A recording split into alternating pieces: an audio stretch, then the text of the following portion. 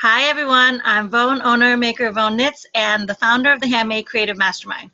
And today I have a real special treat for you because Mary is multi-crafted, and so not only does she make and knit and crochet her yarns, but she also dyes her yarns. So let's say hi to Mary. Hi, Vone. So good to see you this morning. Thank you. Same here. So Mary, let's tell everybody what you do. So I have a little Etsy shop called Feelin Crafty, and it all kind of started with a blog and a website that I called Feelin Crafty Yarnworks. And on that Etsy shop, I have a bunch of hand-dyed yarn, all cotton yarn now, and I also knit and I crochet, and so you'll see those things out there too. Everything yarn related, I'm all about it. Same here. Same here. How long have you been knitting and crocheting? And what are you better at? What are you more predominant in? So I crocheted first. I learned from mom. My mom used to crochet all of the time. We lost her in 1986, so it was in my teenage years that I really kind of learned how to crochet. And I think just through osmosis. I don't ever remember her teaching me how, but I just learned it. So I've always crocheted, and I love the way knitted garments look. So I started teaching myself how to knit. And you know, it's so similar. Once you get a feel for yarn, you can pretty much do anything with it. Exactly. It's been recently that I've developed sort of this passion for dyeing yarn too. I've always been a red heart girl. I've always kind of gravitated towards the acrylic yarns, but just recently I got inspired to start trying to learn how to dye yarn too. So I started with cotton yarns, which I figure is pretty difficult. So if I can figure out the hardest thing, then I can things that you know are a little more straightforward. That's awesome. How do you source your cotton yarns? So what I did was I got on the internet and I started, you know, typing in white cotton yarn or bare cotton yarns, and I found well, it's not little, it's probably a bigger shop called Knit Picks. Probably everybody's familiar with it. Yes. Actually, they sell bulk skeins of all sorts of different fibers that you purchase that are bare. They're not dyed at all. So I jump in there and I'll buy 20 skeins at a time of the cotton yarn and bring them in and, you know, stare at them for about a month and decide. And then whole weekend and just dye like crazy. It's the kitchen is off limits when that happens. Oh, that's cool. So how do you dye it? Is there like a dyeing kit that you use? Like what's the dyes that you use? So in the beginning, I got some tie-dye kits. Okay. Okay, but it just didn't seem to, the yarn didn't seem to hold on to it. So again, Google University, I did a whole bunch of research on how to make, you know, there's so much to dyeing fiber, from, you know, pre washing it and getting it ready to actually take the fiber. So there's this whole series of things that I do that includes washing it and soaking it in certain I use cream of tartar, believe it or not, and salt in my water to soak it to get it ready to take the dye. And then I actually source some fiber reactive dyes from a place called Dharma, which you're probably familiar with, and they of dyes. So I source the dyes from there, and then it's a process of heat, water heat, you know, keeping that dye in there warm as long as possible, holds on to it. Yeah, rinsing is not my friend. I don't like to rinse. So That is so fascinating too. I've never learned. I've never take that dying bug never hit me yet. But it's really early in my, you know what I mean, stage of seeing that work, because there's so many like beautiful stuff. And speaking of beautiful stuff, I actually started to knit with that cotton yarn. And you know, when you say, like, when you buy something, this is Mary's orange. Do you remember this color? It was like a burnt orange. I don't remember the name of it in your shop, but I did get it from your shop, and it just feels so soft and so beautiful. I know that it came in a skein, and I asked you what was the best way to wind it, but what I ended up doing was just laying it flat on my table, and I'm just knitting right from it. So it's not, yeah, so it seems to be doing well just that way, instead of winding it into a ball and everything. But it's so beautiful, and it's so soft and lacy. I actually used, I think you recommended for this size cotton. This is her tag. See, really her tag. Wait, let me get the reflection right. You recommended 5 to 7 to do like a tight knit, but I wanted to do, because I'm fast and easy. So I wanted, so what I'm using 13. Yeah. Size 13, 9mm, to get this lacy cable look, so that it drapes really, really well. And I absolutely love it. I definitely am going to be looking at your shop to getting more, because I absolutely love this. Love this. Love the way it feels. Love the way cotton feels. And it's funny because my backdrop here is all yarns. And when you said that you buy it in bulk and you stare at it for months, my husband's always like, why do you need so much? You know what I mean? Why don't you just get it and then make with it, and then get it and make with it? And I'm like, because you need to sit with it for a while. You know what I mean? Totally, you completely do. And you know, I have a ton of yarn, like a ton of different colors and whatnot. But then I have my special yarns, and my special yarns places.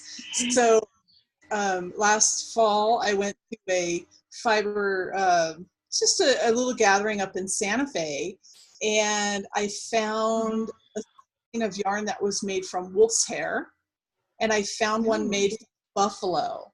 And I haven't touched it. I sit and stare at it. I'm like, you are too precious to be made any, you know, right now, for me to make anything of you, because I don't know if I'll ever find you again.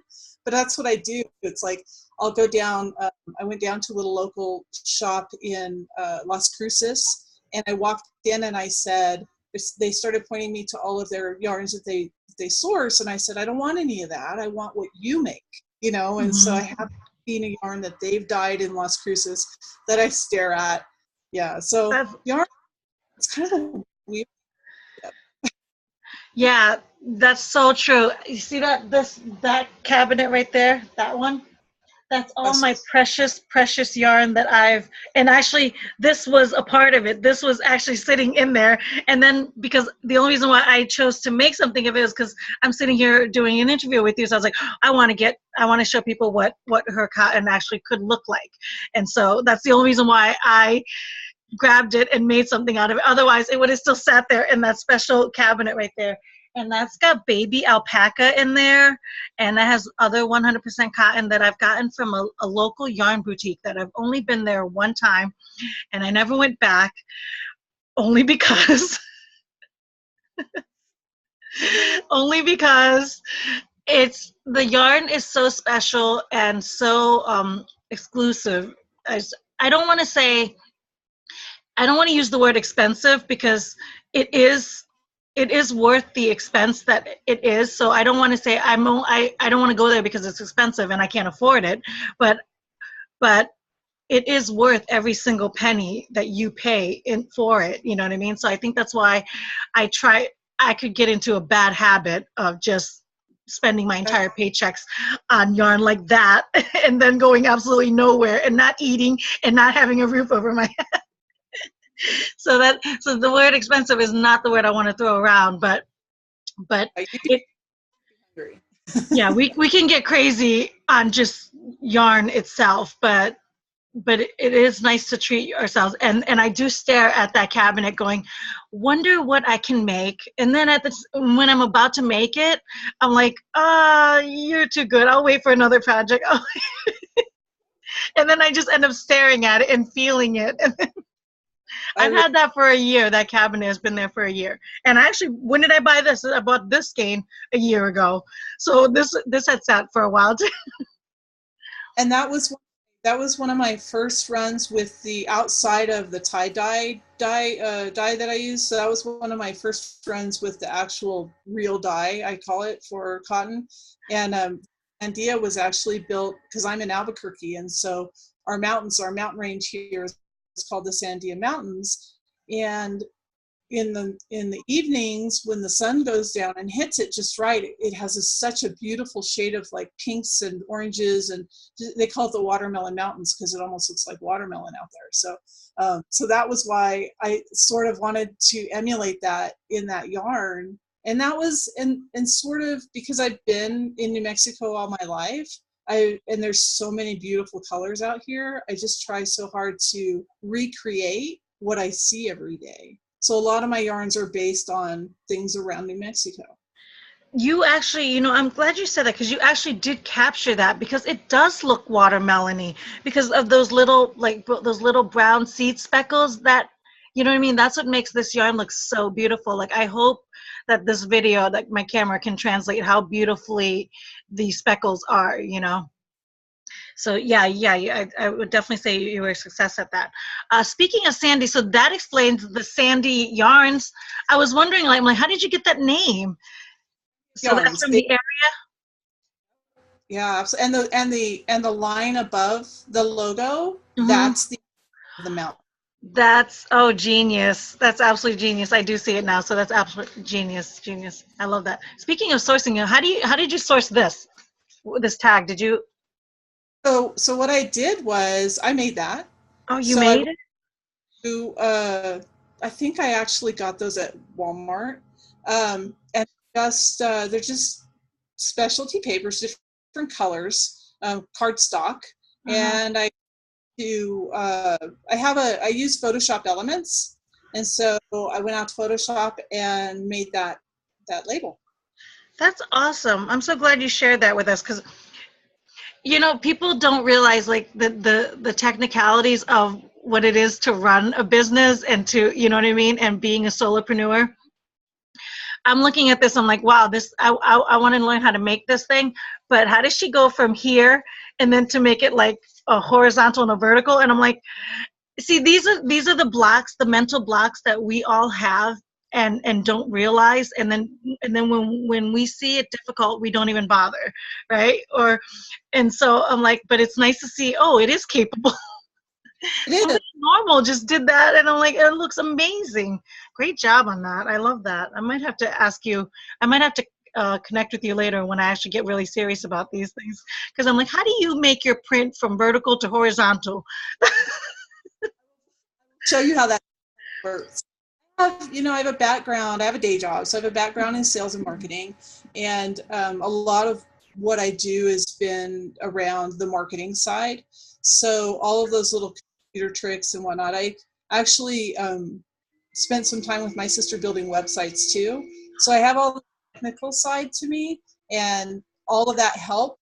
Where I get caught up, especially in my Etsy shop, it stops me every time. I have 2 or 3 different products I want to put out because I started making pillows recently. It's the photographs. It's like I can never get satisfied. I can post produce all day long in Photoshop.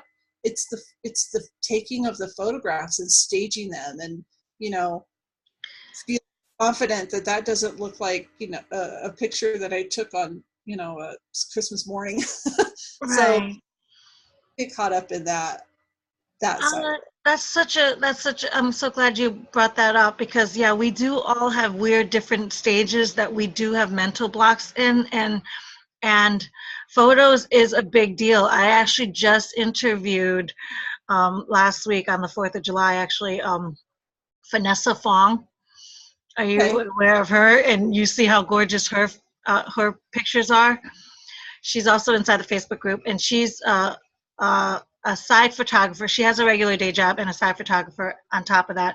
And I asked her for some photography tips, you know what I mean? Because her photos are gorgeous all the time. But she also has 3 gorgeous young models, you know what I mean? Her 3 boys that, like, you know what I mean, that make it, like, models make such a difference in photos to begin with. So when you don't have a model to go with, like, it's tough to produce the right the right look, I think, you know what I mean?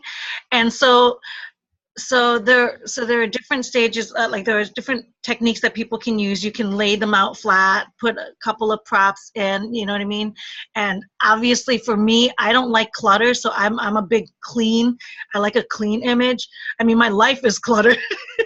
My life is cluttered, but as far as my photography and my brand, I don't like clutter. So I don't want to mislead anybody if they ever like see me and be like, you don't like clutter, what?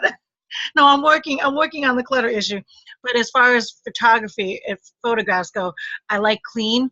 So it's tough to convey, you know what I mean, to get the right picture. So I definitely know what you're talking about, because I didn't always have a model until I finally sourced my friend and said, "Oh, you could model my scarves."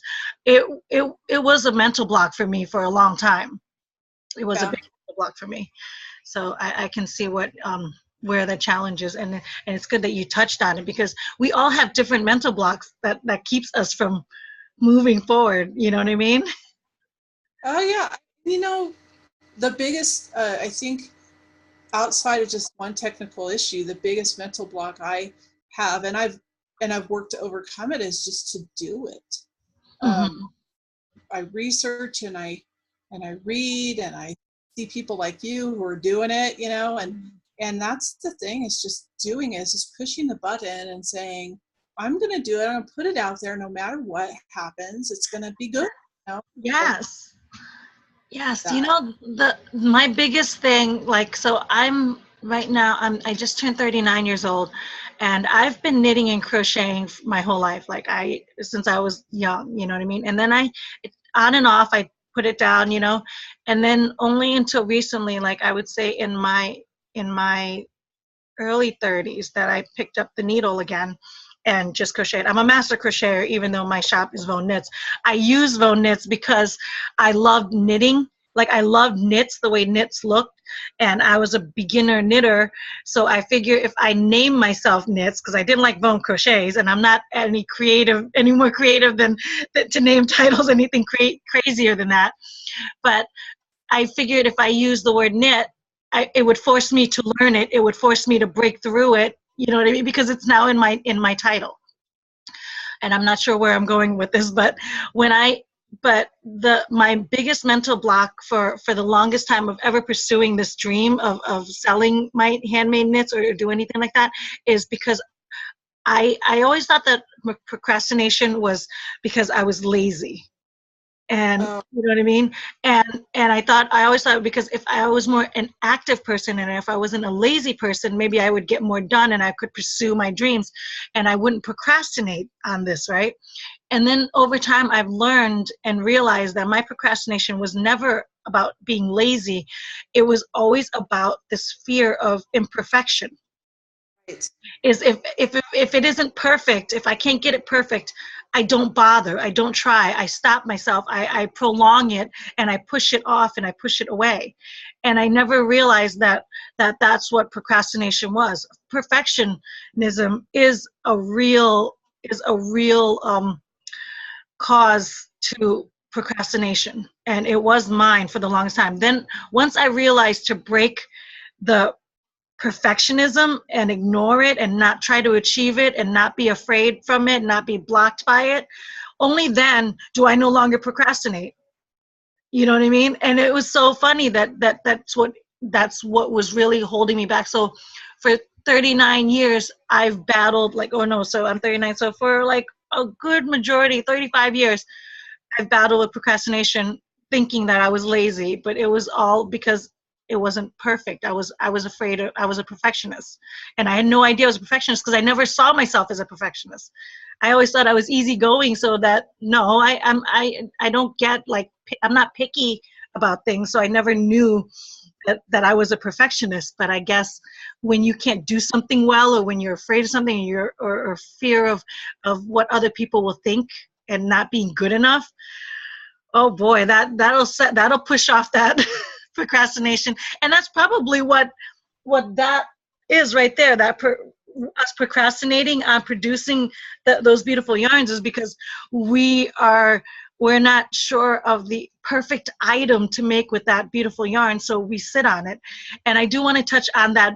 I remember you posting in the Facebook group that wolf yarn, and I remember drooling over. I was like, oh my God, wolf yarn. I didn't even know they make such a thing. I want one. I want it. It's still to this day, it's like, and you're right, and I completely relate with what you just said about procrastination, perfectionism. Completely. And it's so nice to wake up from that, and to give yourself permission to start before you feel like you're perfect. It helps you dream bigger, and that's what I've been doing lately, in the past few years, is dreaming bigger. And I have a whole big dream that I never dared to dream 5 years ago. I want to have a little farm with some alpaca and some sheep, and spin yarn and stuff. I was telling a friend yesterday, I want to run around in a muumuu and flip-flops all the time. That's my dream. Preach. Yes, I have that same dream too. That's so good. And look at you.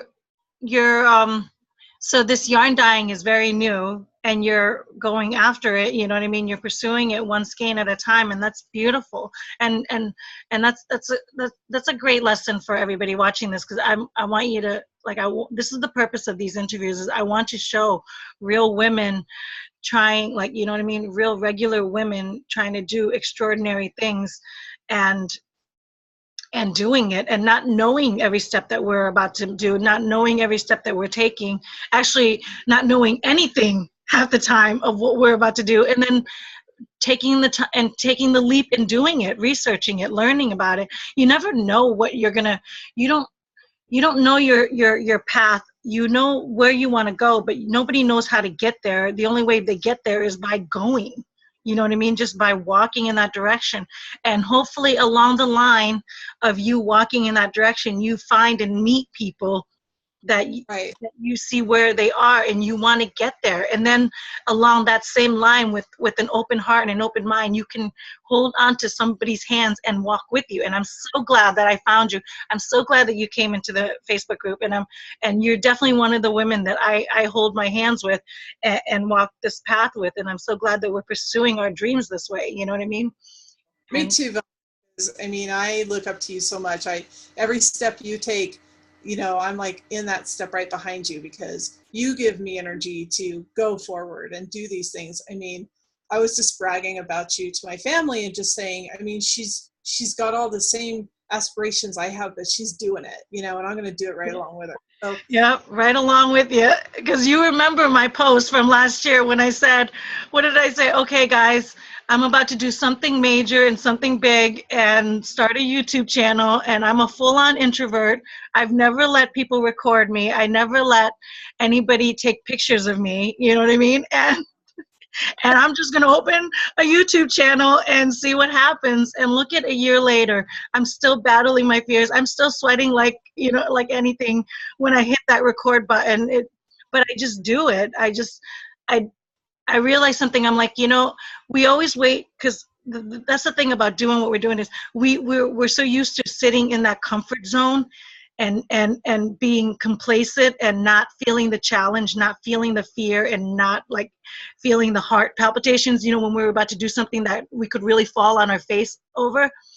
But the more and more, that's the funny thing, is the more we prevent ourselves from feeling that, but the more and more we fall on our face, because we do. That's what humans do, you know what I mean? Even if we chose, even as an infant, to never get up and take our step and fall, we would be crawling our whole life. Where would we be at that stage? You know what I mean? So even as an infant, when they're standing there, you watch them learn to take a step, they're afraid for their life. You know what I mean? And that's how we have to be. That's how we are. That's how we move forward and grow, you know what I mean, is by doing it. And it just makes it a little bit more fun to watch us all go together with it and have a community. So speaking of community, I do want to tell everybody that I do leave a link on all my shows to join the Facebook group if you guys are interested. And if you're not already a part of this group, it is a women's only. So because it just makes it more comfortable for me and other members, I'm sure. But for me as a moderator, it's just more comfortable for me. But it is women's, and you don't have to be creative. You don't have to even knit and crochet, because I invite everybody. There's a reason why the Facebook group is called Dare to Be Original. It's just women that love handmade, or want to do something like just a little bit more outside themselves, and that community is perfect to cultivate that kind of environment.